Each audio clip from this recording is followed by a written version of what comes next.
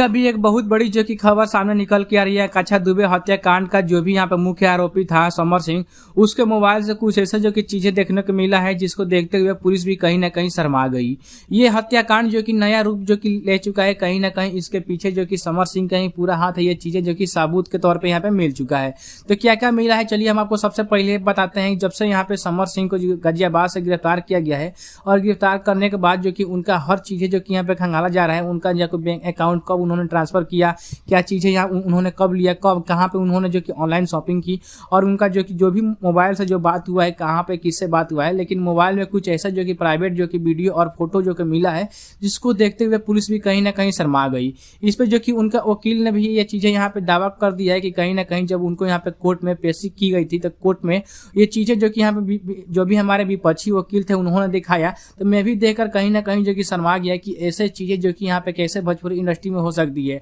Bhojpuri industry अभी तक जो कि इतना नीचे गिर चुका है, जिसको देखते हुए जो कि यहाँ पे समर सिंह के जो वकील थे उन्होंने अपना जो कि यहाँ पे केस वापस ले लिया है, और लेने के बाद बोला है कि समर सिंह को अब तो यहाँ पे या तो उम्र कैद या तो फांसी की ही सजा होगी। इस पर मैं कोई भी यहाँ पे चर्चा नहीं कर सकता हूँ, क्योंकि देखिए यहाँ पे कहीं ना कहीं जो कि समर सिंह ये चीजें यहाँ पे बार बार ये चीजें यहाँ पे कक्षा दुबे को उत्पीड़न कर रहा था कि अगर वो साथ में काम नहीं करेगी तो ये वीडियो वायरल कर दूंगा, ये फोटो वायरल कर दूंगा। इसको यहाँ पे देखते हुए कक्षा दुबे ने कहीं ना कहीं अपने माँ बाप का वो चीजें यहाँ पे ध्यान में रखकर उन्होंने ऐसा कदम उठाया। लेकिन यहाँ पे जब पुलिस ये पूरा चीजें ये खंगाल रही थी, तो जो कि मोबाइल में ऐसे ऐसे फोटो और वीडियो देखने को मिला, कहीं ना कहीं ये जो कि यहाँ पे समाज को शर्मसार करती है। तो क्या आपको क्या लगता है कि समर सिंह को उम्र कैद या फांसी होना चाहिए कि नहीं होना चाहिए? कमेंट बॉक्स में जरूर बताइएगा।